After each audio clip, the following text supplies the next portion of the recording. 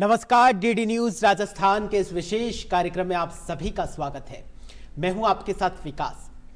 दोस्तों, कहते हैं कि अगर किसी भी देश का भविष्य बदलना है तो उसकी जो शिक्षा व्यवस्था है, उसकी जो शिक्षा नीति है, उसमें बदलाव बेहद जरूरी है, क्योंकि शिक्षा एक ऐसा हथियार है जिससे देश और दुनिया की जो तस्वीर है उसको बदला जा सकता है। शिक्षा किसी भी देश के राजनीतिक, आर्थिक और सामाजिक विकास का आधार है। शिक्षा विकसित राष्ट्र की आधारशिला है। जी हां, इन सब को ध्यान में रखते हुए जुलाई 2020 में केंद्र सरकार नई राष्ट्रीय शिक्षा नीति लेकर आई। उसको अब तक करीबन 4 साल से ज्यादा का वक्त हो चुका है। इस नई राष्ट्रीय शिक्षा नीति में उच्च शिक्षा को लेकर क्या कुछ प्रावधान किए गए हैं, क्या कुछ उच्च शिक्षा के समक्ष चुनौतियां आ रही हैं, क्या कुछ इस नई शिक्षा नीति का उच्च शिक्षा पर प्रभाव पड़ रहा है, इन सभी विषयों पर चर्चा करने के लिए स्टूडियो में आज हमारे साथ बेहद ही खास मेहमान मौजूद हैं। मैं उनसे आप सबका परिचय करवा देता हूं। हमारे साथ प्रोफेसर धीरज सांगी जी मौजूद हैं। आप आईआईटी कानपुर में कंप्यूटर साइंस विभाग में प्रोफेसर के तौर पर 28 साल तक आपने सेवाएं दी है। वर्तमान में आप लक्ष्मीपत विश्वविद्यालय जयपुर के कुलपति के पद पर आप कार्यरत हैं। वीसी सर, आपका बहुत बहुत स्वागत है। धन्यवाद। दूसरे आज के जो हमारे मेहमान हैं प्रोफेसर संजय शर्मा जी हैं। आप करीबन 25 सालों से लगातार सेवाएं दे रहे हैं और वर्तमान में आप जेईसीआरसी यूनिवर्सिटी में डीन के पद पर कार्यरत हैं। संजय जी, आपका भी बहुत बहुत धन्यवाद। तीसरे आज के हमारे जो मेहमान हैं, आप विक्रांत सिंह जी हैं। आप लेखक हैं, शिक्षाविद हैं। विक्रांत जी, आपका भी बहुत बहुत स्वागत है। चलिए, इन सब के साथ में चर्चा को शुरू करें उससे पहले देखते हैं ये विशेष रिपोर्ट।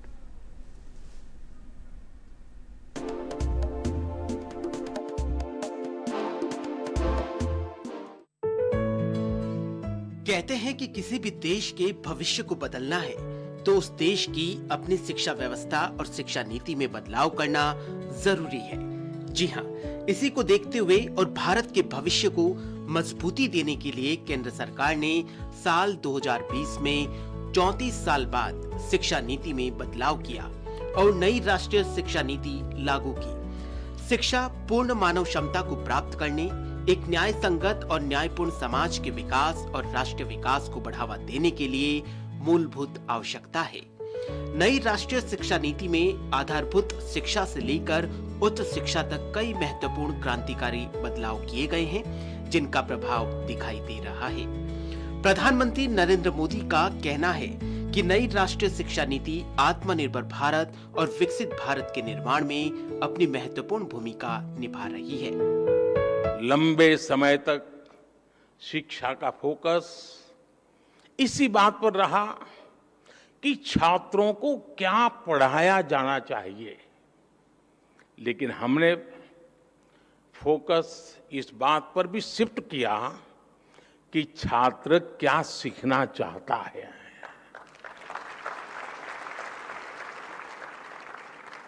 आप सभी के कलेक्टिव एफर्ट से नई राष्ट्रीय शिक्षा नीति तैयार हुई है। अब छात्रों को यह बड़ी सुविधा मिली है कि वो अपनी इच्छा से अपनी पसंद के विषयों का चुनाव कर सकते हैं। शिक्षण संस्थाओं की क्वालिटी बेहतर बनाने के लिए भी हम लगातार काम कर रहे हैं।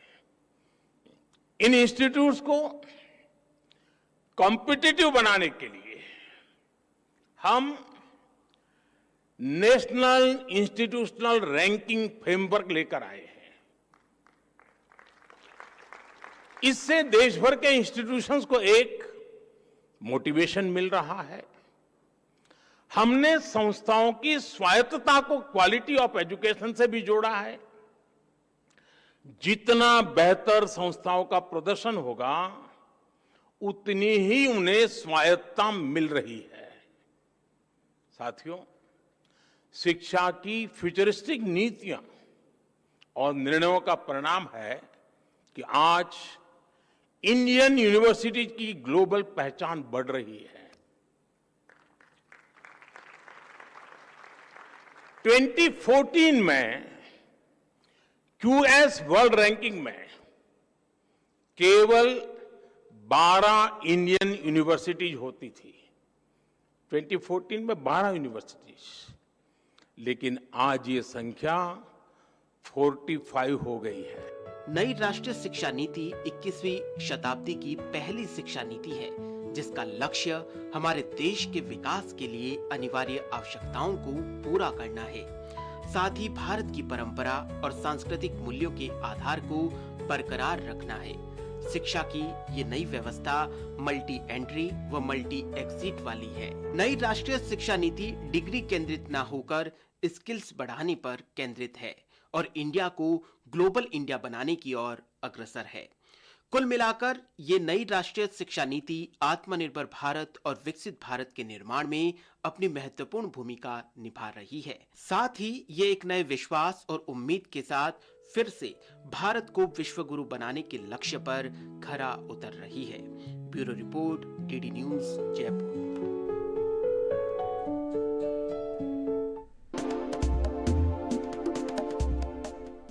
चलिए तो चर्चा का दौर शुरू करते हैं।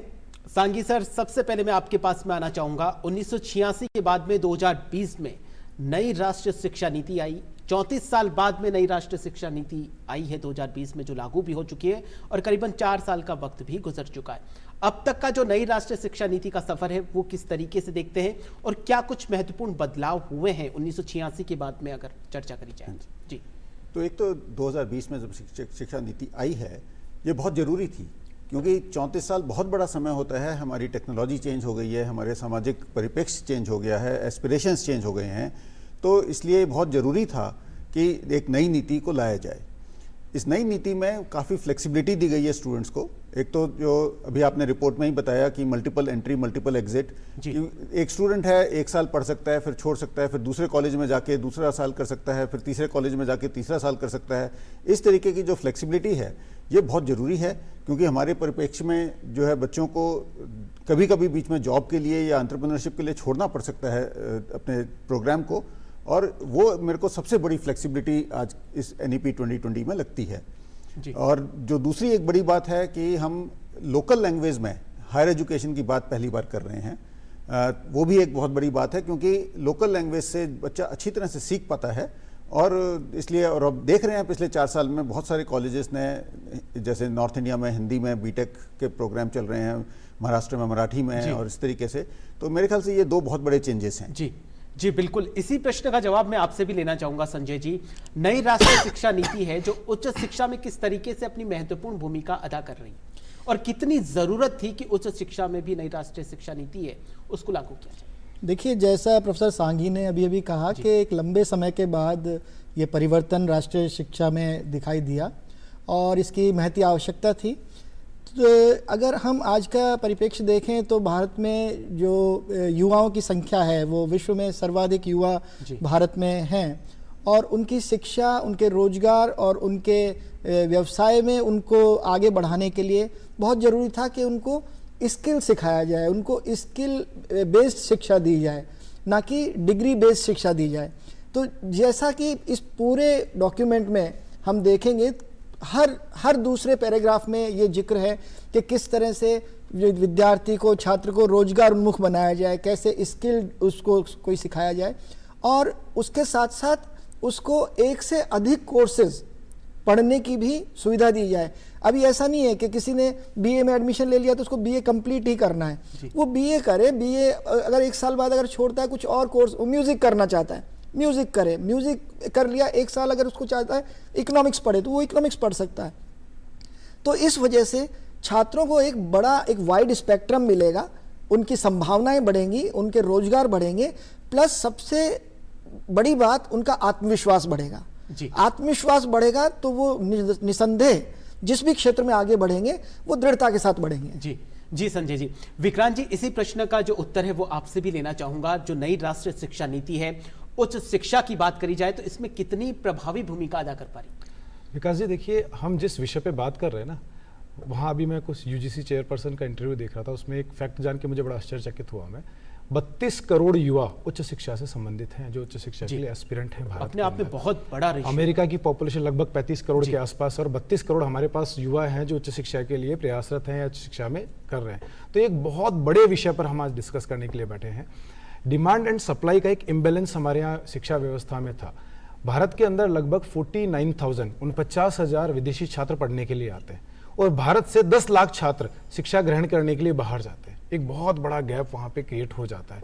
तो हमें ये देखना पड़ेगा, और ये एक प्रश्न भी था कि क्या हमारी शिक्षा व्यवस्था उस मांग को पूरा नहीं कर पा रही है। बहुत सी बार मैंने कई आर्टिकल में देखा है कि जो इंडस्ट्रीज की नीड है, तो हमारा टेक्निकल फील्ड्स हैं, जो बीटेक और इस तरह के जो प्रोग्राम करके आते हैं, वो युवा 25 से 30% युवा एम्प्लॉयबल होते हैं जी, राइट। एक तरफ बेरोजगारी बहुत है, दूसरी तरफ जो स्किल्ड युवा आ रहे हैं वो कंपेटेबल नहीं है जॉब के लिए जी। वहीं अगर नॉन स्किल्ड में बात करें तो वहां भी लगभग 30 से 35% युवा ऐसे हैं जो एम्प्लॉयबल नहीं है जी। तो इसका मतलब हमारी शिक्षा जो है हमारी उन जरूरतों को, समाज की उन जरूरतों को पूरा नहीं कर पा रही।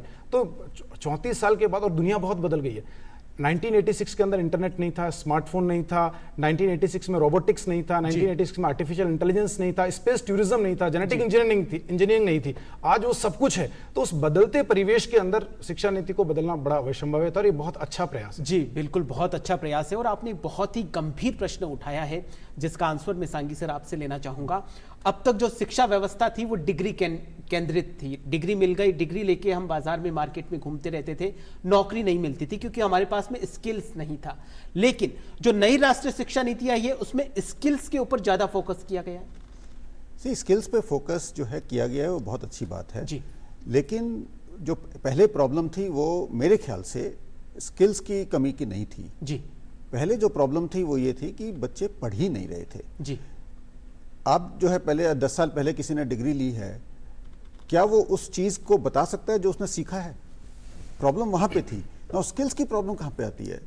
कई लोग हैं जो एक लंबी टाइम तक 4 साल 5 साल 6 साल नहीं पढ़ सकते।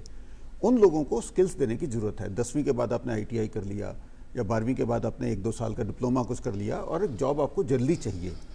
उसमें स्किल्स की बहुत ज़रूरत थी, उसमें कमी थी, और वो एक अच्छी चीज़ है जो शिक्षा नीति के बाद हो रही है। नहीं, उसके लिए आधारभूत जो नई शिक्षा नीति है, ये आधारभूत संरचना में किस तरीके से, वो तो है ही है। उच्च शिक्षा में बात करें तो उच्च शिक्षा में जो अध्ययनरत था विद्यार्थी, वो डिग्री तो ले लेता था, लेकिन जब, जैसा कि विक्रांत जी ने बताया कि मार्केट में जब जाता था तो इधर उधर घूमता रहता था। हाँ, वो लेकिन वो किस लिए घूमता था, उसी की बात मैं कर रहा हूँ। वो इसलिए नहीं घूमता था कि उसको स्किल्स नहीं थे जी, वो इसलिए घूमता था कि उसको कुछ नहीं आता था। मतलब जो डिग्री लिए उसमें भी परिपूर्णता अब नहीं जैसे थी। मैं आपको एक एग्जांपल देता हूँ। मैं कंप्यूटर साइंस का प्रोफेसर रहा हूँ। कंप्यूटर साइंस के प्रोग्राम में आप कम से कम 20 कोर्सेज ऐसे करते हैं जिसमें कि प्रोग्रामिंग के असाइनमेंट्स आपको करने होते हैं जी। ठीक है। यदि हम ये माने कि हर कोर्स में 5-5 असाइनमेंट करेंगे, 1-2 प्रोजेक्ट भी करेंगे, राइट, तो और हर असाइनमेंट 100-200 लाइन का कोड तो होगा छोटा सा। तो यदि आप इस सबको देखें तो कम से कम 20-25 हज़ार लाइन तो कोड आपने 4 साल में लिखा होगा। जी। मैं चैलेंज करता हूं आज कोई भी बीटेक कंप्यूटर साइंस से आप पूछिए, और मैंने ये क्वेश्चन कम से कम 50,000 बच्चों से पूछा है जी। कि आपने पूरे 4 साल में कितना कोडिंग किया है। टिपिकल आंसर इज 500 लाइन लिखा है, 1000 लाइन लिखा है। तो मेरा अगला प्रश्न होता है कि यार आप जो है फिर 20,000 लाइन कोड क्यों नहीं लिखा जब इतने सारे असाइनमेंट्स क्यों होंगे? तो भाई सब वो तो सब कॉपी किया है, मतलब कागजी पूर्ति होती थी और रटने की जो प्रक्रिया तो उसको। अब आप प्रोग्रामिंग को स्किल मान सकते हैं जी। तो इस पे फोकस बढ़ गया है शायद। लेकिन प्रॉब्लम पहले भी वही थी कि प्रोग्रामिंग यदि आपने कर ली तो आपको जॉब मिलेगा। जी। जैसे अभी आप इन्फोसिस में 400 लोगों को निकाला था जनवरी में, जी। क्या इशू था उसमें? उन्होंने अपने पूरे 4 साल में बीटेक में खास नहीं पढ़ा। जी। राइट, प्रॉब्लम वो थी। प्रॉब्लम ये नहीं थी कि उनको प्रोग्रामिंग नहीं आती। प्रोग्रामिंग किस लिए नहीं आती? मतलब स्किल्स से पहले जो डिग्री ले रहे हैं उसमें भी आपने सही तरीके से पढ़ाई नहीं करी या नहीं करवाई गई। ठीक है संजय जी, आप भी रिसर्च में जुड़े हुए हैं, आप क्या, मैं सर की, आपके अनुभव क्या कुछ कैसे रहे? जी जी, मैं सर की बात से सहमत हूं, लेकिन मैं इसमें एक बात और भी जोड़ना चाहूँगा कि डिग्री में उसने पढ़ाई नहीं की, लेकिन वहाँ भी एक स्किल का कंपोनेंट था। उसको उसने ठीक से या तो उसने किया नहीं या उससे करवाया नहीं गया। अब इस शिक्षा नीति में उसी स्किल वाले कंपोनेंट को एक बड़े रूप में और एक मेजर कंपोनेंट के रूप में आगे बढ़ाया गया है। स्किल को सेंट्रल बिंदु, स्किल को सेंट्रल पॉइंट बनाया गया है। स्किल फोकस्ड ये पूरी की पूरी नीति है। और इसी में जब आप हायर एजुकेशन की बात करते हैं तो शिक्षा के साथ शोध भी एक जुड़ा हुआ पक्ष है, क्योंकि अगर आप यूनिवर्सिटीज़ की बात करते हैं तो बगैर शोध के किसी भी विश्वविद्यालय का चरित्र नहीं बन सकता। यूनिवर्सिटी का कैरेक्टर ही तब डेवलप होगा जब वहाँ रिसर्च होगी, वहाँ शोध होगा। तो इस शिक्षा नीति में शोध को लेके भी बहुत बड़े बड़े रिफॉर्म्स हैं जी। और छात्रों को जो कि पोस्ट ग्रेजुएशन करते हैं उसके बाद जो रिसर्च किया करते थे उसमें एक बदलाव करके इस शिक्षा नीति में ग्रेजुएट लेवल से ही रिसर्च का प्रावधान किया गया है। ये एक बड़ी बात है, एक बड़ा परिवर्तन है शिक्षा नीति में कि स्नातक की शिक्षा के दौरान ही विद्यार्थी को शोध के भी आयाम जानने को मिले, शोध की भी शिक्षा मिले, शोध वाला स्किल भी वो सीखे, और जब वो ग्रेजुएशन करके निकले, स्नातक करके निकले, तो वो एक तरह से जॉब रेडी हो, उस समय भी जॉब रेडी हो, और चाहे तो वो फिर आगे उस शोध को आगे बढ़ा के अपने पोस्ट ग्रेजुएशन को भी आगे ले जा सकता है। जी, आपने बहुत बड़ा मुद्दा उठाया रिसर्च का। सांगी जी, रिसर्च के क्षेत्र में मैं एक रिपोर्ट पढ़ रहा था तो काफ़ी अच्छी भारत की जो स्थिति है पूरे विश्व के अगर सिनेरियो में देखी जाए तो ज़्यादा अच्छी नहीं है, लेकिन पिछले कुछ सालों में स्थिति में सुधार हो रहा है। जी, स्थिति में काफ़ी सुधार है। यदि आप ये देखें कि कितने रिसर्च पेपर्स हमारे साइंटिस्ट लिख रहे हैं तो उसमें नंबर्स काफ़ी तेज़ी से बढ़े हैं पिछले 10 साल में, और जो फंडिंग है वो भी बहुत ज़्यादा तो नहीं बढ़ी है, लेकिन एक उसमें जो बदलाव दिखा है पिछले 10 साल में वो ये कि पहले ज़्यादातर फंडिंग गवर्नमेंट के इंस्टीट्यूशंस को जाती थी और ज़्यादातर फंडिंग स्टेम को जाती थी। अब जो है सरकार ने शिक्षा नीति में भी ये लिखा है और वो हो भी रहा है कि फंडिंग जो है प्राइवेट सेक्टर को भी जानी चाहिए, क्योंकि बहुत अच्छे अच्छे लोग वहाँ पे भी हैं, और दूसरा सारे एरियाज़ में जानी चाहिए। सिर्फ स्टेम, सिर्फ इंजीनियरिंग और साइंस में ही सारी फंडिंग जाए ऐसा नहीं है। और जो अभी नेशनल रिसर्च फाउंडेशन उन्होंने सेटअप किया है उसका भी गोल यही है कि फंडिंग जो है अब थोड़ी सी ज़्यादा इक्विटेबल हो और सारे एरियाज़ में हो। कुछ फंडिंग एक स्पेशल एरियाज जैसे यदि क्वांटम कंप्यूटिंग है, सिक्योरिटी है, कुछ जो नेशनल मिशन है उसमें जाए, लेकिन बहुत सारी फंडिंग जो है अलग अलग एरियाज में अलग अलग जगहों को जानी चाहिए। जी, रिसर्च में भी बिल्कुल बहुत बड़ा बदलाव होना ज़रूरी है, क्योंकि रिसर्च भी एक तरीके की बैकबोन है टेक्नोलॉजी की। चलो जी, विक्रांत जी, टेक्नोलॉजी के लिहाज से जो टेक्निकल चीज़ें हैं वो तो वीसी सर और संजय सर आराम से बता ही रहे हैं। जो नई राष्ट्रीय शिक्षा नीति, स्किल डेवलपमेंट की तो हम बात कर ही रहे हैं, लेकिन एक बहुत बड़ा एक केंद्र बिंदु है भारतीय जो भाषाएं हैं वो उच्च शिक्षा में भी उन भारतीय भाषाओं का संरक्षण हो। जी देखिए, राष्ट्रीय शिक्षा नीति के अंदर इस पर बड़ा फोकस किया गया है और मल्टीलिंगुअल अप्रोच को अपनाया गया है। ये कोशिश की गई है कि जो विद्यार्थी है वो अपनी मातृभाषा के अंदर अपनी शिक्षा ग्रहण कर सके। इसके लिए बहुत सारे प्रयास इसमें किए गए हैं और बहुत सारे रियल टाइम ट्रांसलेशन के लिए उन्होंने कुछ फंड्स भी एलोकेट किए हैं। एक भाषा शिक्षा समिति है वो जो पाठ्य पुस्तकें उनके अनुवाद का कार्य भी कर रही है। तो ये बड़े विस्तृत कार्यक्रम है जिसके अंदर बहुभाषा के ऊपर जोर दिया जा रहा है। जी, इससे भाषा को भी कहीं ना कहीं संरक्षण मिलेगा। और सबसे बड़ी बात संजय जी, जो स्थानीय भाषा है उसमें मेडिकल और इंजीनियरिंग की जो पढ़ाई है वो होने लग गई है। मध्य प्रदेश में है, दक्षिण की बात करें तो दक्षिण के भी कई 1-2 राज्य हैं जहां पे इंजीनियरिंग की जो पढ़ाई है वो स्थानीय भाषा में हो रही है। तो आपको क्या लगता है स्थानीय भाषा में जो पढ़ाई हो रही है इससे कितना कुछ बदलाव देखने को मिल सकता है? देखिए, इससे बहुत बड़ा बदलाव होगा। मेरा मानना है कि व्यक्ति के जीवन में उसकी माता और उसकी मातृभाषा ये कभी बदल नहीं सकते। ये जीवन में एक बार उसके जीवन में आते हैं और उनका प्रभाव जीवन पर्यंत रहता है।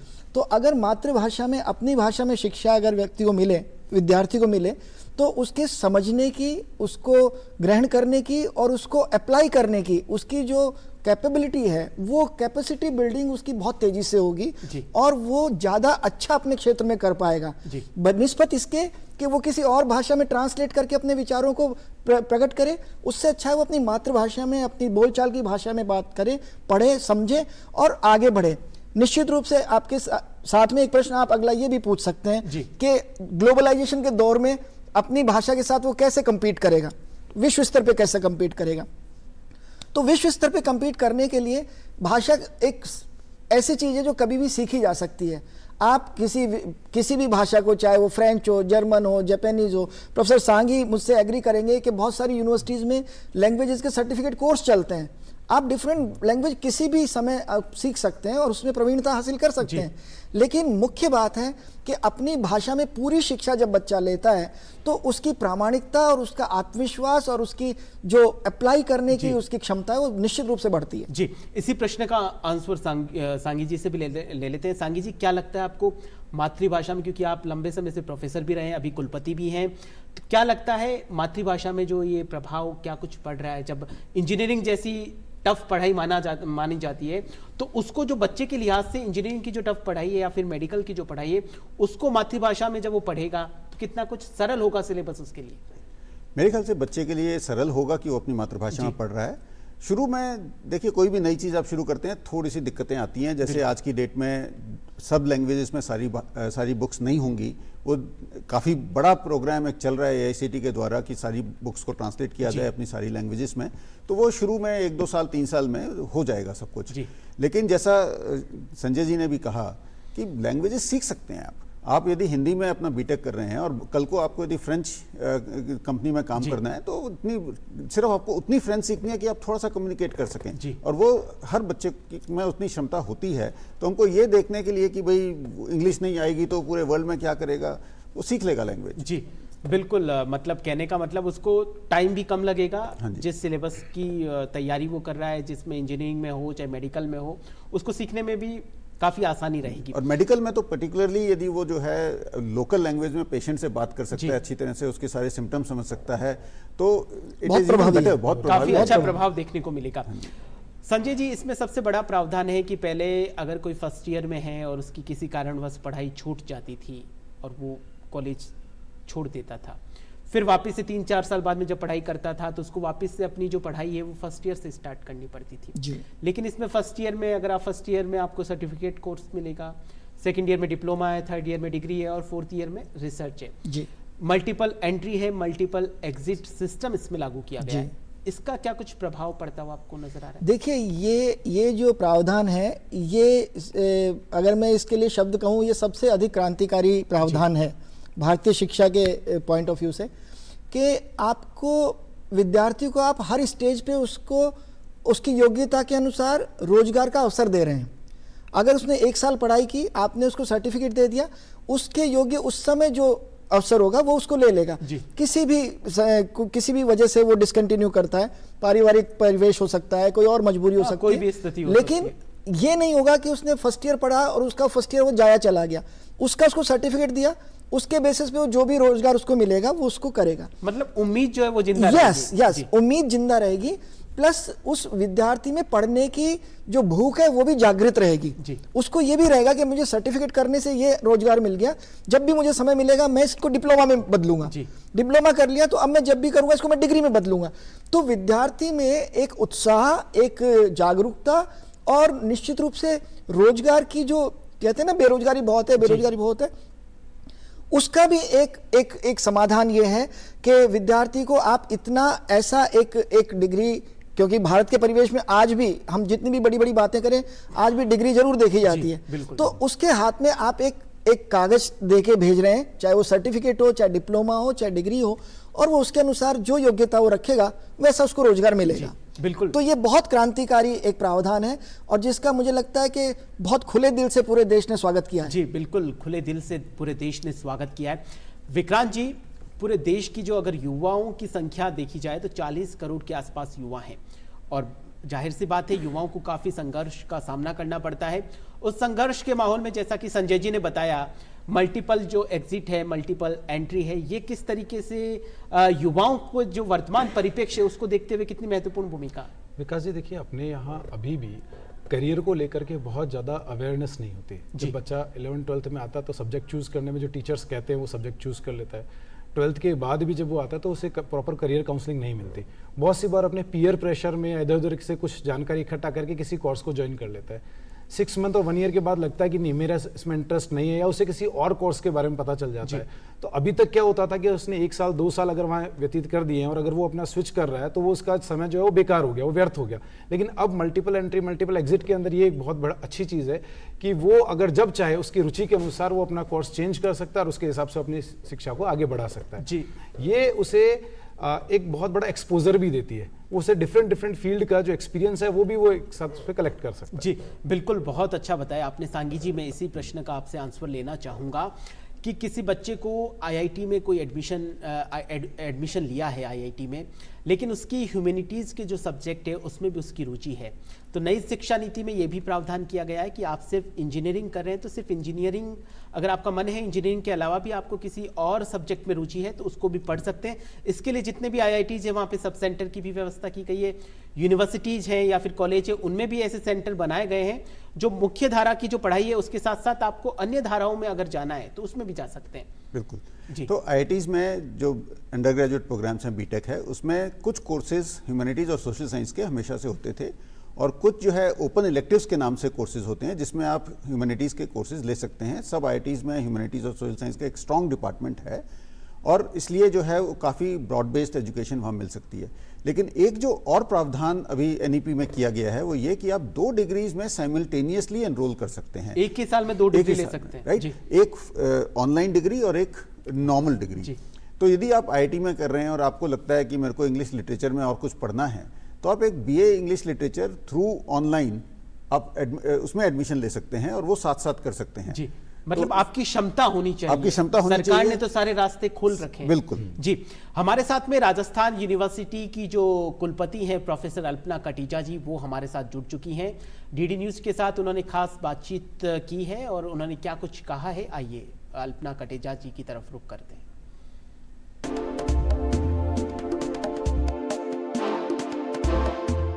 भारत में बहुत लंबे समय के बाद में शिक्षा नीति में बहुत मेजर बदलाव किए गए हैं। जो शिक्षा के अंदर कमियां थी उनको एड्रेस करते हुए नई शिक्षा नीति आई है, जिसमें सबसे महत्वपूर्ण बात कौशल संवर्धन की है। जब कोई बच्चा हायर एजुकेशन में आता है और उसको अगर अक्षर ज्ञान भी बेसिक एजुकेशन जो है उसके कॉन्सेप्ट्स क्लियर नहीं होते हैं और हायर एजुकेशन में आके भी वो डिग्री लेके चला जाता है और वो किसी कॉरपोरेट सेक्टर में, किसी बैंकिंग में, कहीं पे खुद का व्यवसाय में जब काम करता है तो बहुत तरीके की समस्याओं का सामना करता है। बेसिकली जब डिग्री हाथ में है लेकिन उसको कौशल प्राप्त नहीं है तो ये समस्याएं आना स्वाभाविक है।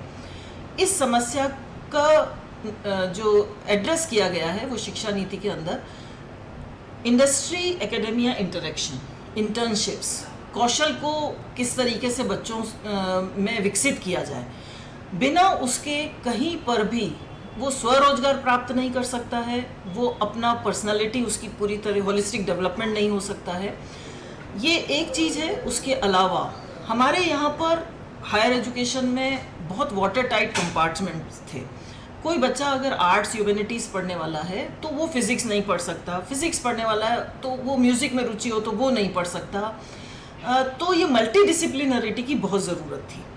इसको एड्रेस किया गया है। जो नेशनल एजुकेशन पॉलिसी है वो बात करती है चॉइस बेस्ड क्रेडिट सिस्टम। हालांकि बहुत लंबे समय से इस शब्द का उपयोग किया जा रहा था, लेकिन वास्तव में इतनी फ्लेक्सिबिलिटी, मैं ये कहूँगी कि जो नेशनल एजुकेशन पॉलिसी 2020 है उसका हॉलमार्क है फ्लेक्सिबिलिटी। फ्लेक्सिबिलिटी का एक और जो पक्ष है वो ये है कि कई बार कई मजबूरियों के कारण बच्चों को या तो बीच में ड्रॉप करना पड़ता है, 1 साल पढ़ लिए, 2 साल पढ़ लिए और फिर उन्हें या तो लड़की है, कभी कोई शादी हो गई या कहीं बाहर जाना पड़ा या पारिवारिक मजबूरी के कारण अगर वो छोड़ना पड़ता है तो उनके वो 1-2 साल बेकार हो जाते हैं, उनकी डिग्री अधूरी रह जाती है। इस एजुकेशन पॉलिसी में इसको तय कर लिया गया है कि सिर्फ 1 साल पढ़ता है तो उसे सर्टिफिकेट कोर्स दिया जाएगा, 2 पढ़ता है तो अलग। लेकिन ये भी साथ में किया गया है कि कुछ समय बाद वो लौट के आना चाहता है और वो अपनी शिक्षा को कंप्लीट करना चाहता है, वो डिग्री को कंप्लीट करना चाहता है तो वो कर सकता है। यानी फ्लेक्सिबिलिटी बहुत दी गई है जिसकी बहुत ज़्यादा ज़रूरत थी। Multiple entry, multiple exit, multi disciplinarity, जो स्किल बिल्डिंग है, ये सबसे ज़्यादा महत्वपूर्ण पक्ष हैं नेशनल एजुकेशन पॉलिसी 2020 के। विकसित बनना है तो यही युवा हैं, इन्हीं युवाओं को हमारे देश को आगे ले जाना है, उनमें ये सारी चीज़ें विकसित करना बहुत आवश्यक है। जी बहुत बहुत धन्यवाद मैडम। तो हमारे साथ में थे राजस्थान विश्वविद्यालय की कुलपति प्रोफेसर अल्पना कटीजा जी। संजय जी, जिस तरीके से मैडम ने भी बताया कि कौशल विकास कितना महत्वपूर्ण है और कौशल विकास के लिए नई राष्ट्रीय शिक्षा नीति जो है वो अपनी बहुत ही महत्वपूर्ण भूमिका निभा रही है। कौशल जो है, कौशल शिक्षा जो है वो किसी राज्य की या देश की ही समस्या नहीं बल्कि पूरे विश्व की समस्या है। आपने देखा होगा कि जब पिछली बार G20 सम्मेलन जब राजस्थान में हुआ तो सारे देशों ने G20 के मंच पे आकर भी कौशल में किस तरीके से हम एक दूसरे के साथ में भागीदारी निभा सके, उसके लिए एक ब्रिज बनाने की बात करी थी। तो कौशल विकास को भांपते हुए भारत सरकार ने 2020 में जो नई राष्ट्रीय शिक्षा नीति आई है उसमें भी उसी के ऊपर जोर दिया है, क्योंकि पूरे विश्व की मांग है। क्या लगता है? जी देखिए, G20 की बात आप कर रहे हैं, उसमें भी निश्चित रूप से इस पे काफ़ी चर्चा हुई थी, लेकिन जो एक बदलाव इस शिक्षा नीति के माध्यम से जो हुआ कि आप एक समय में 2 डिग्री कर सकते हैं जी। एक आप नियमित रूप से कर सकते हैं, एक ऑनलाइन कर सकते हैं। वो ऑनलाइन किसी भी मान्यता प्राप्त संस्था से कर सकते हैं। तो वो जो दूसरी डिग्री जो बच्चा कर रहा है वो अपने स्किल के हिसाब से, अपनी रुचि के हिसाब से, अपने रोजगार की प्लानिंग के हिसाब से, देखिए हर विद्यार्थी, हर बच्चे का एक प्लानिंग होता है अपने फ्यूचर के लिए कि मुझे ये करना है, मैं इतनी पढ़ाई कर लूँ तो मुझे ये मिल जाए, मैं इतनी पढ़ाई कर लूँ तो ये मिल जाए। तो वो अपने कॉम्बिनेशन, परम्यूटेशन सारे देखते हुए वो प्लान कर सकता है। तो इस शिक्षा नीति में भारत सरकार ने इस शिक्षा नीति के माध्यम से हमारे युवाओं को ये अवसर दिया है कि वो अपने भविष्य का निर्माण स्वयं कर सकते हैं जी। अभी तक ये था कि व्यक्ति या विद्यार्थी निर्भर था कि एक उसने डिग्री कर रखी है, अमुक डिग्री कर रखी है, उस डिग्री से संबंधित अगर वैकेंसी निकलेगी तो वो अप्लाई करेगा, उसमें एक पूरा चयन की प्रक्रिया से गुजरेगा, उसके बाद क्या होगा क्या नहीं होगा पता नहीं। लेकिन अब वो अपना भविष्य खुद निर्धारित कर सकता है। और उसमें एक और कंपोनेंट जिसकी चर्चा अभी तक हमने नहीं की है कि युवा को एंटरप्रेन्योरशिप की तरफ भी ले जाने वाली वो एक प्रक्रिया है। Skill India, make in India, उस पे यस जी। जब हम स्किल इंडिया की बात कर रहे हैं तो शिक्षा नीति में ही उस स्किल इंडिया का बीज भी रोपित है जी। वहीं उस बीज के माध्यम से वो स्किल इंडिया आप तय कर सकते हैं कि एंटरप्रेन्योरशिप की तरफ भी अगर विद्यार्थी को जाना है तो वो रास्ता भी उच्च शिक्षा राष्ट्रीय शिक्षा नीति से ही होके गुजरता है। जी बिल्कुल। सांगी जी, आपसे इसी का प्रश्न ले लेते हैं इसी मुद्दे पे। स्किल इंडिया है, आत्मनिर्भर भारत है, या फिर मैं यूं कहूं विकसित भारत 2047 तक का जो हमने सपना देखा है, तो नई राष्ट्रीय शिक्षा नीति सपने को पूरा करने में कितनी कारगर साबित हो पा रही? देखिए, जब भी आपका एजुकेशन स्टैंडर्ड इम्प्रूव होगा और जो कौशल की बात है वो इम्प्रूव होगा तो ऑब्वियसली उसमें मेक इन इंडिया है, विकसित भारत है, ये सब तो उसके लिए स्टेप्स हैं ही जी। तो मुझे लगता है कि इस राष्ट्रीय शिक्षा नीति के कारण हमारी जो एजुकेशन है, स्किल डेवलपमेंट है, वो इम्प्रूव होंगे और हो रहे हैं जी। पिछले 4 साल में काफ़ी चेंजेस आए हैं और आगे भी आते रहेंगे। ऐसे क्या कुछ चेंजेस आए अगर आप बता सके? तो जैसे मेक इन इंडिया की ही बात करी जाए तो ऐसी यूनिवर्सिटीज में ऐसा क्या कुछ खास हो रहा है पिछले 4-5 साल तो से? देखिए, करिकुलम में जो है हमेशा हर लोग पूछते हैं कि भाई एनईपी में क्या है जी। राइट। तो यदि हम देखें कि आज स्किल बेस्ड कोर्सेज ज़्यादा हैं जी। आपके जो एबिलिटी एनहांसमेंट कोर्सेज हैं वो ज़्यादा हैं, तो जो आज बच्चा ग्रेजुएट कर रहा है वो उस जैसे पहले भी उन्होंने कहा कि भाई प्रोग्रामिंग पहले भी थी, आज भी है, लेकिन अब फोकस ज़्यादा हो गया है स्किल पे। हम बच्चे को बार बार कह रहे हैं कि स्किल जब तक नहीं आएगा ना जॉब नहीं मिलेगी, तो वो स्किल ज़्यादा सीखने की कोशिश कर रहा है। और इसलिए जो है हमको आगे आने वाले टाइम में जब कोई भी कंपनी किसी को ढूंढती है, अभी तक हमारी जो इंडस्ट्री है वो भी बड़ी परेशान रहती है कि हमको आदमी नहीं मिल रहा है जिसके पास अप्रोप्रिएट स्किल्स हैं।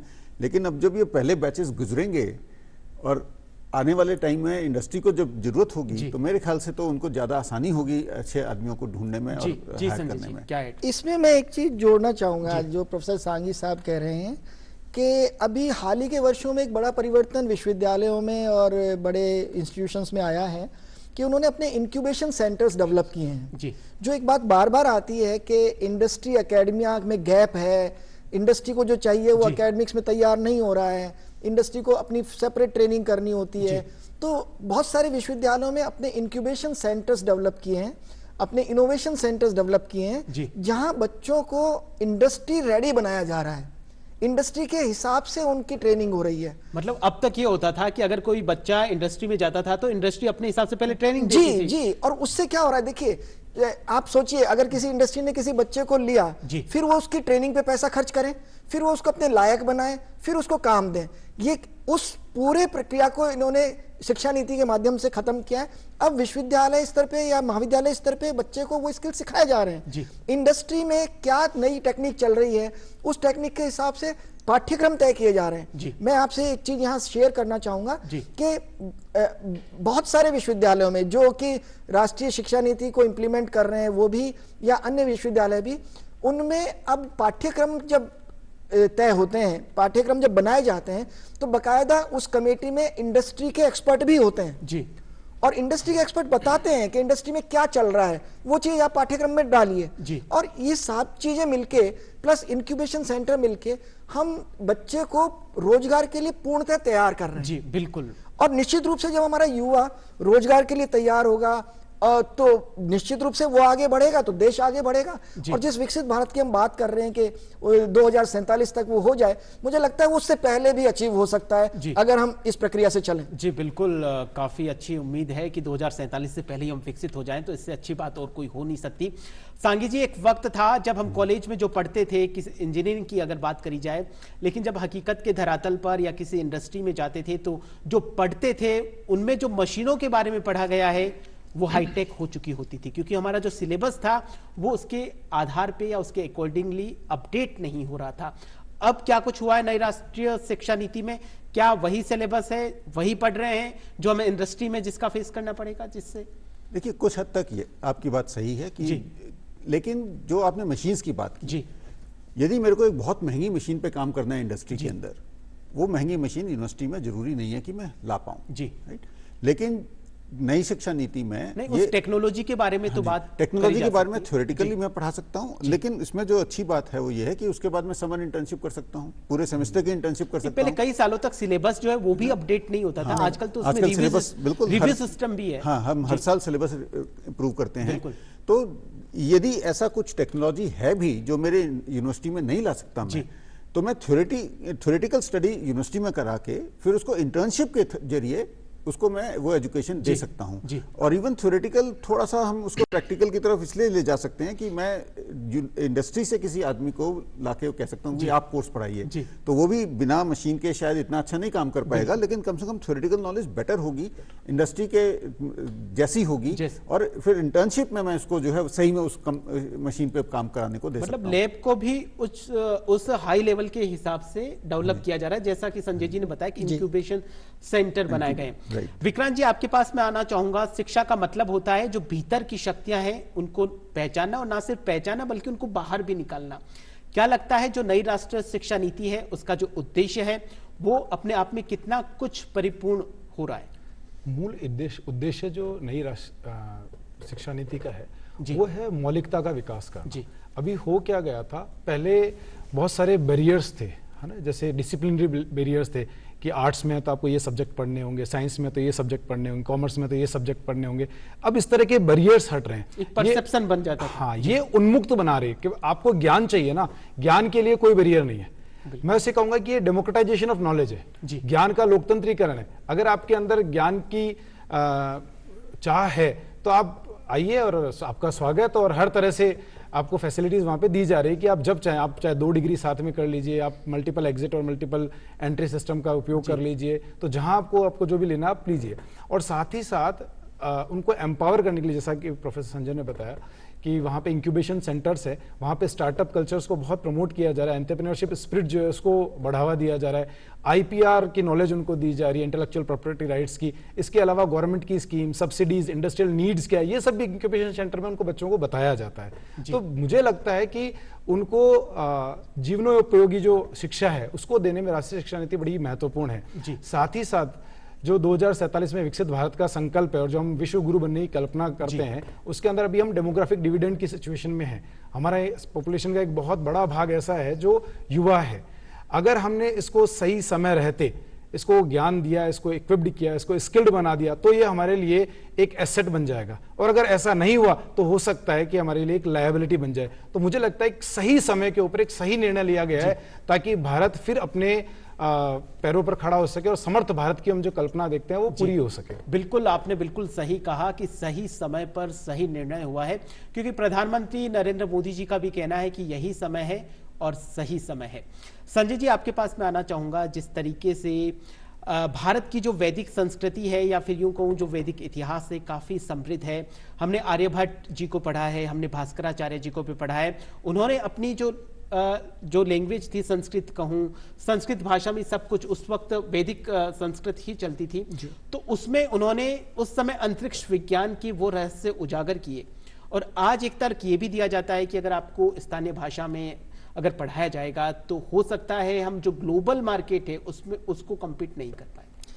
देखिए सर, ये कम्पीट नहीं कर पाएंगे, ये बिल्कुल एक भ्रम है और ये एक तर्क और एक भ्रांति ये दी गई कुतर्क है। है, जी। ये तर्क नहीं है, कुतर्क है। जी आपने जिस चीज का अभी सूत्र मुझे थमाया है जी वो हमारा जाता है भारतीय ज्ञान परंपरा की तरफ कि हमारे ऋषि, हमारे जो पुराने पूर्वज जो थे, जिस शिक्षा प्रणाली से उन्होंने शिक्षा दी, आप सोचिए कि इसी देश में एकलव्य और अर्जुन भी हुए हैं, इसी देश में राम और कृष्ण भी हुए हैं, इसी देश में महाराणा प्रताप और शिवाजी भी हुए हैं, उनकी भी शिक्षा दीक्षा हुई होगी।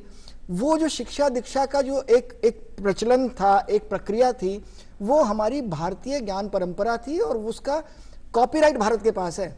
उसका नकल कोई भी कर सकता है लेकिन ओरिजिनल वो भारत का ज्ञान है। जी राष्ट्रीय शिक्षा नीति ने एक बहुत बड़ा प्रावधान किया है कि न केवल, आपने संस्कृत का जिक्र किया, मैं यहाँ आपको थोड़ा संशोधित करना चाहूंगा कि न केवल संस्कृत, राष्ट्रीय शिक्षा नीति कहती है कि हर विषय में सबसे पहले भारतीय ज्ञान परंपरा में बताया जाए।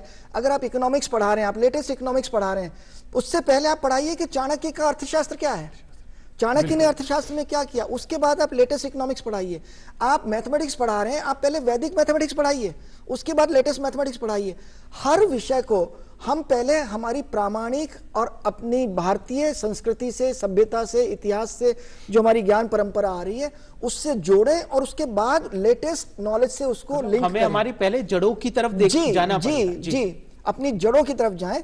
और मेरा ऐसा मानना है और मेरा ख्याल है यहाँ सभी पैनलिस्ट बैठे हैं वो मुझसे एग्री करेंगे कि जब तक हम अपनी सभ्यता और संस्कृति का अभिमान नहीं करेंगे, जब तक हमें उस पर गर्व नहीं होगा, हम विकसित भारत बनाने का जो सपना देख रहे हो कभी पूरा नहीं हो सकता।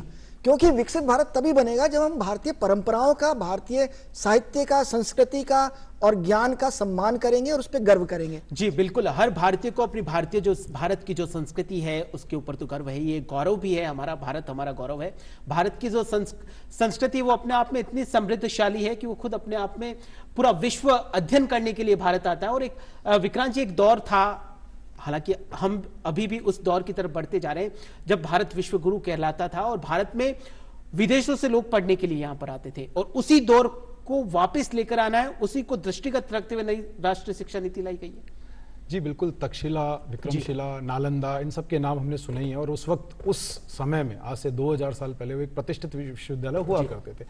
अभी जो बात प्रोफेसर संजय बता रहे थे कि भाषा शिक्षा का जो माध्यम है वो स्वभाषा हो, ये कितना ज़रूरी है। और जो एक तर्क दिया जाता है कि हम ग्लोबल रेस में पिछड़ जाएंगे, जापान का हम उदाहरण लेते हैं। जापान गवर्नमेंट जो है एक मैक्स्ट करके एक स्कॉलरशिप प्रोग्राम चलाता है जहां भारतीय छात्र भी जाते हैं। वहां वो जाते हैं, 1 साल जापानीज सीखते हैं, उसके बाद वो वहां पे अपना इंजीनियरिंग का कोर्स पूरा करते हैं, कोई प्रॉब्लम नहीं आ रहा। जी, अगर हम फ्रांस जाएंगे, फ्रेंच लोग फ्रेंच के अंदर ही मेडिकल की पढ़ाई कर रहे हैं, इंजीनियरिंग की पढ़ाई कर रहे हैं। जर्मन जो ऑटोमोबाइल इंजीनियरिंग में वर्ल्ड लीडर हैं, वो जर्मन के अंदर इंजीनियरिंग की पढ़ाई कर रहे हैं। आप अगर दुनिया की 10 टॉप इकोनॉमीज को देखेंगे तो उनमें से अधिकांश वो हैं जो स्वभाषा के अंदर ही पढ़ रही है और उन्होंने उसी में प्रगति भी की है। चाइना के अंदर मंडारिन बोली जा रही है। तो मुझे नहीं समझ में आता है कि यह तर्क क्यों दिया जाता है। बिल्कुल सांगी जी, नई जो राष्ट्रीय शिक्षा नीति बनी है उसमें कॉलेज की गुणवत्ता में किस तरीके से सुधार किया जाए ताकि जो भारत के जो कॉलेज हैं वो भी विश्व में जब रैंकिंग हो उसमें भी ज्यादा से ज्यादा शुमार हो। जी, तो हमारी राष्ट्रीय नीति में ये कहा गया है कि सारे कॉलेजेस को मल्टीडिसिप्लिनरी होना जरूरी है, ताकि जो भी वो प्रोग्राम चला रहे हैं, जो भी कोर्सेज वो चला रहे हैं, उसमें बच्चे को सिर्फ उस एक डिसिप्लिन की जानकारी ना हो बल्कि अलग अलग डिसिप्लिन की जानकारी हो, क्योंकि ब्रॉड बेस्ड एजुकेशन से ही बच्चा एक ज़्यादा अच्छी तरह से सीख पाता है, समझ पाता है और अच्छा सिटीजन बनता है। तो ये सबसे बड़ी इसमें कही गई है बात। दूसरा जो एनईपी में कहा गया है कि एफिलिएशन सिस्टम हम 2040 तक खत्म करना चाहते हैं, क्योंकि आज की डेट में जो यूनिवर्सिटी डिसाइड करती है कि क्या सिलेबस होगा, एग्जाम होगा, इससे जो मैं यदि कोई नई चीज पढ़ाना चाहता हूं अपनी क्लास में एक कॉलेज लेवल पे, वो नहीं हो पा रहा है। तो शिक्षा नीति ये कहती है कि भाई इवेंचुअली हम चाहते हैं कि सब ऑटोनोमस हो या यूनिवर्सिटी बन जाए।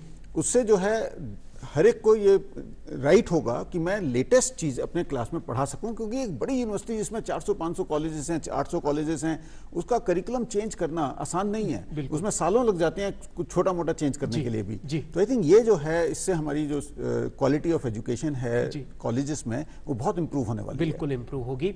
संजय जी, आप रिसर्च के क्षेत्र से जुड़े हुए हैं। नई राष्ट्रीय शिक्षा नीति में एनआरएफ की स्थापना भी करी गई है, तो एनआरएफ की स्थापना के बाद से क्या कुछ बदलाव होने वाला है रिसर्च के क्षेत्र में? देखिए, एनआरएफ का जो स्थापना है वो इस मंतव्य के साथ की गई है कि रिसर्च का जो रिसोर्स है वो फंड के रूप में भी हो सकता है, इक्विपमेंट के रूप में भी हो सकता है, फैकल्टी एंड फैसिलिटी के रूप में भी हो सकता है। उस रिसोर्स का डेमोक्रेटिक डिवीजन हो, डेमोक्रेटिक डिस्ट्रीब्यूशन हो, और उस रिसोर्स को अलोकेट करने में जो ब्यूरोक्रेसी हुआ करती थी, उस ब्यूरोक्रेसी को कम किया गया है और इस तरह का प्रावधान बनाया गया है कि विभिन्न उच्च शिक्षा के जो इंस्टीट्यूट्स हैं, चाहे वो सरकारी हों चाहे गैर सरकारी हों, उनके बीच में एक सामंजस्य रहे, उनके बीच कोलैबोरेटिव प्रोजेक्ट्स हैं, उनके बीच में संसाधनों का भी आदान प्रदान हो, सहभागिता हो, रिसोर्स शेयरिंग पे सबसे बड़ा जोर है। क्योंकि अब वो दौर है कि किसी भी एक विश्वविद्यालय के पास किसी एक विषय से संबंधित सारे उपकरण होना बिल्कुल असंभव है। तो ऐसे में दो विभिन्न संस्थान मिलके कोई रिसर्च प्रोजेक्ट अगर करते हैं तो वो अपने रिसोर्स भी शेयर करेंगे, फैसिलिटी भी शेयर करेंगे, इक्विपमेंट भी शेयर करेंगे, और साथ में जो फंड आएगा, जो एनआरएफ उनको जो फंड देगा, वो भी शेयर करेंगे। तो ये एक ऐसी व्यवस्था है जो सभी संस्थानों के लिए एक विन विन सिचुएशन है। और इसमें एक चीज और अगर आप जोड़ दें, इस शिक्षा नीति में एक प्रोफेसर ऑफ प्रैक्टिस का भी प्रावधान किया गया है। प्रोफेसर ऑफ प्रैक्टिस वो प्रावधान है कि जो रेगुलर फैकल्टी मेंबर, जो रेगुलर टीचर्स हैं, उनके अलावा आप किसी भी विशेष क्षेत्र के एक्सपर्ट को एज ए प्रोफेसर आप नियुक्त कर सकते हैं। इंडस्ट्री का आदमी हो सकता है, किसी मास कम्युनिकेशन ग्रुप का आदमी हो सकता है, किसी ऐसे संस्थान का आदमी हो सकता है जो कि छात्रों को रियल टाइम एक्सपीरियंस, अपने अनुभव शेयर करे और उनको पढ़ाए। वो भी शोध में बहुत उपयोगी है। जी बिल्कुल, क्योंकि जब इंडस्ट्री का एक्सपर्ट आके पढ़ाएगा, इंडस्ट्री का एक्सपर्ट आके बताएगा, तो ये बताएगा कि इस प्रोजेक्ट को कैसे डिजाइन किया जाए, इसमें क्या इक्विपमेंट लगेगा, क्या फंड लगेगा, तो बहुत सारी सुविधाएं उसके माध्यम से संभव हो सकती है। विक्रांत जी, शिक्षा लेने के लिए विद्यार्थी की तो खैर भूमिका ही है, लेकिन उससे ज्यादा भूमिका एक शिक्षक की रहती है। इस नई राष्ट्रीय शिक्षा नीति में फैकल्टी मैनेजमेंट को भी परिभाषित किया गया है। उसमें भी जैसा संजय जी ने बताया है कि जो अनुभव है उसको प्राथमिकता दी जाएगी। देखिए, शिक्षा नीति ने इस बात पर बहुत एम्फेसाइज किया है और वहाँ स्पष्ट रूप से लिखा भी है कि शिक्षा नीति का उद्देश्य ये भी है कि शिक्षक की जो प्रतिष्ठा थी उसको वापस पुनर्प्रतिष्ठित करना, उसकी गरिमा को पुनर्प्रतिष्ठित करना, और निश्चित तौर पे शिक्षा का जो सबसे महत्वपूर्ण संसाधन है, जो रिसोर्स है, वो शिक्षक ही है। एक थोड़ा सा दुर्भाग्य की स्थिति यहाँ रही है कि भारत के अंदर जो शिक्षक हैं उनको वो गरिमामयी सामाजिक जो मिलना चाहिए वो नहीं मिल पा रहा था, और वेतन और उनकी दृष्टि से भी जो शिक्षण का व्यवसाय था ये थोड़ा सा पिछड़ गया था। मुझे लगता है कि शिक्षा नीति ने इस पर बहुत ध्यान दिया और आने वाले समय के अंदर ये सिचुएशन भी सुधरेगी और बहुत अच्छे ब्रेन और अच्छे लोग शिक्षा के अंदर आएंगे गुणवत्तापूर्ण शिक्षा देने के लिए।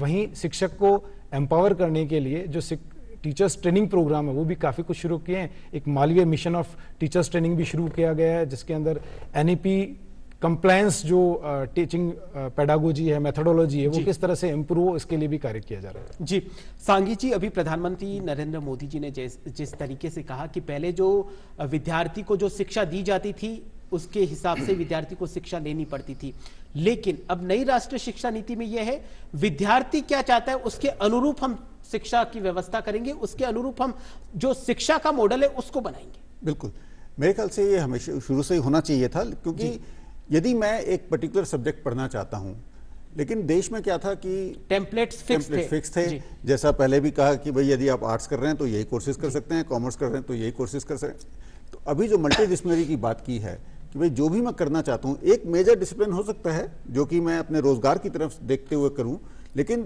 जो बाकी सब्जेक्ट्स में पढ़ना चाहता हूँ वो अपने इंटरेस्ट से पढ़ सकता जी। हूँ। तो ये बहुत बड़ी चेंज जो है यूनिवर्सिटीज़ में आ रहा है धीरे धीरे। ऑफ कोर्स टाइम लगेगा, क्योंकि जैसा मैंने पहले भी कहा कि सिंगल डिसिप्लिन वाले कॉलेजेस को मल्टीडिसिप्लिनरी बनाने में आपको काफ़ी रिसोर्सेज लगाने पड़ेंगे, बट वो धीरे धीरे हम चेंजेस देख रहे हैं। और मेरे ख्याल से अगले 5 साल में हम ये देखेंगे कि ज़्यादातर बच्चे जो हैं वो मल्टीडिसिप्लिनरी एजुकेशन ले रहे हैं। जी जी बिल्कुल। संजय जी, रिसर्च की ही बात करी जाए तो का जो लक्ष्य हमें 2047 तक प्राप्त करना है, तो रिसर्च में कौन सी ऐसी चुनौतियां जिनका अभी भी हमें सामना करना पड़ रहा है? देखिए, चुनौतियों की जब बात की जाए तो सबसे बड़ी चुनौती तो रिसोर्स की ही थी। रिसोर्स की अभी भी है, जिसपे हम पूरे देश के संस्थान कार्य कर रहे हैं। रिसोर्स की कमी की वजह से कई बार एक अच्छा आइडिया रिसर्च में परिवर्तित नहीं हो पाता। रिसोर्स में आपका मॉनिटरी रिसोर्स, पैसे का रिसोर्स भी आता है और संसाधनों का, इक्विपमेंट का रिसोर्स भी आता है। तो उस दृष्टि से जो एनआरएफ के माध्यम से अब जो प्रगति हुई है, जो प्रारंभ हुआ है, वो एक बड़ी चुनौती को हल करने की दिशा में एक बहुत प्रभावी कदम है। और इस रिसोर्स की समस्या के अलावा एक और समस्या थी, वो थी ट्रेनिंग ऑफ ट्रेनर्स। कि शोध तो करना है, लेकिन शोध के लिए उसको तैयार कैसे किया जाए, ट्रेनिंग कैसी की जाए। तो ऐसा तो नहीं है कि शोध एक चीज है, कभी भी लाके किसी बच्चे को खिलौना दे दिया जाए कि ये शोध है, चलो हो जाओ शुरू, ऐसा नहीं होगा। शोध की भी तैयारी, उसकी भी ट्रेनिंग। तो ट्रेनिंग की जो एक कमी है वो एक बहुत बड़ा चैलेंज है। आज भी रिसोर्स की समस्या के बाद जो सबसे बड़ी दूसरी समस्या है वो ट्रेनिंग की समस्या है, जिसका बहुत इसमें उल्लेख भी है और जिसके लिए सभी संस्थान मिलजुल के काम कर भी रहे हैं। जी, सभी संस्थानों को मिलजुल कर काम करना भी होगा। जी, अगर हम ग्लोबल इंडिया की बात कर रहे हैं तो सांगी जी, आपको क्या लगता है, क्या कुछ चैलेंजेस अभी भी हैं जिनके ऊपर और भी कार्य करने की जरूरत है? हाँ, अभी भी जो है कई चीज़ें ऐसी हैं इस शिक्षा नीति में जिसमें कि थोड़ा सा सोचना पड़ेगा कि इनको कैसे हम इम्प्लीमेंट करें। जैसे एकेडमिक बैंक ऑफ क्रेडिट है, तो ये तो बड़ा आसान है ये कहना कि भाई आप अपनी ट्रांसक्रिप्ट जो है ऑनलाइन कर दीजिए और दूसरा यूनिवर्सिटी उसको देख सकता है, लेकिन उतना काफ़ी है क्या मोबिलिटी के लिए? मेरे ख्याल से नहीं काफ़ी है, क्योंकि आज की डेट में यदि एक यूनिवर्सिटी दूसरी यूनिवर्सिटी के क्रेडिट को ट्रांसफ़र करती है तो सिर्फ ये देख के नहीं करती है कि ये कोर्स का नाम था और ये उसका ग्रेड था, वो ये देख के करती है कि उस कोर्स में उसने पढ़ा क्या है, उसका करिकुलम क्या था, वो क्या करिकुलम मेरे क्रेडिट से मैच करता है या नहीं करता है, और उस यूनिवर्सिटी की क्वालिटी क्या है। तो उसको हम एसीबी में कैसे लेके आएंगे, उस पर अभी काफ़ी चर्चाएं हो रही हैं। लेकिन इस तरीके की कई सारी चीज़ें हैं एनईपी में जिसमें कि सोच की जरूरत है उसको और इम्प्रूव करने के लिए। बिल्कुल, और इम्प्रूव करने की जरूरत है। संजय जी, डिजी लॉकर भी बनाया गया है, अपार आईडी भी बनाई गई है, उसको आप किस तरीके से देखते हैं कि स्टूडेंट को एक ही मंच मिल रहा है, ऑल ओवर इंडिया में कहीं पर भी जाए तो उसको उसका जो डेटा है वो एक क्लिक पे ही मिल जाएगा? सर, ये बहुत बड़ी सुविधा इस शिक्षा नीति के माध्यम से दी गई है विद्यार्थियों को।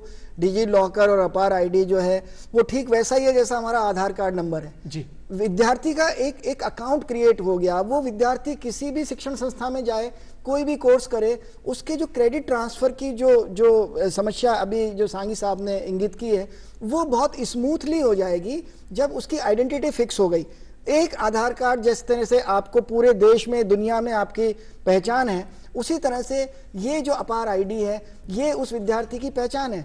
और मुझे ऐसा विश्वास है, क्योंकि मैं भी एक उच्च शिक्षण संस्थान में काम कर रहा हूं, और ऐसा मेरा अनुभव है कि सभी संस्थान इस दिशा में बहुत तेजी से प्रगति कर रही हैं और विद्यार्थियों का अपार आईडी बहुत तेजी से क्रिएट हो रहा है। और ये एक बहुत बड़ा एक जिसको कहते हैं पूल ऑफ क्या कहते हैं जिसको बोलेंगे हम कि पूरा हमारा जो संसाधन है, जो युवा संसाधन है, वो एक साथ एक मंच पे आ जाएगा और उनके बीच में जो शिक्षा की सहभागिता है, रिसोर्स की सहभागिता है, अवसरों की सहभागिता है, वो और ज्यादा तेजी से और प्रभावी ढंग से हो पाएगी। जी बिल्कुल। विक्रांत जी, किस तरीके से देखते हैं आप, क्या कुछ उम्मीद है भारत विश्व गुरु बनने की और चल पड़ा है? नई राष्ट्रीय शिक्षा नीति जो है वो अपने आप बहुत ही महत्वपूर्ण भूमिका निभा पा रही है। विकास जी, मैं एक चुनौती पे आता हूँ, जो भी डिस्कशन चल रहा था, इस शिक्षा नीति में बहुत सारे रेगुलेटरी मेजर्स भी लिए गए हैं।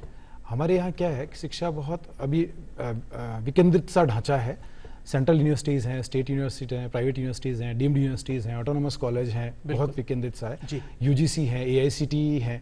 तो जैसा भी सांगी सर ने बोला कि वहाँ पर ये प्रॉब्लम तो आएगा, क्योंकि उनके अंदर अभी वो मानदंड सर्वमान्य मानदंड नहीं शिक्षा है। नीति में ये भी है कि AICTE वगैरह जिनका भी आपने जिक्र किया, इन सबको कंबाइन करके एक मंच बना रहे हैं। HECI बनाया जाएगा, higher education commission of India बनाया जाएगा। तो वो प्रोविजन एक अच्छे समन्वय के लिए, कोऑर्डिनेशन बनाने के लिए और एक रेगुलेटरी मेजर से बहुत अच्छा है जो शिक्षा नीति में। और मुझे लगता है कि शिक्षा नीति एक होलिस्टिक अप्रोच के साथ आई है जी। ये फ्लेक्सिबिलिटी भी लेकर के आती है, ये बच्चों को फ्रीडम भी दे रही है, ये मौलिकता को भी बढ़ावा देने वाली है, एंटरप्रेन्योरशिप को भी बढ़ावा देने वाली है, रोजगार परक शिक्षा को भी बढ़ावा देने वाली है।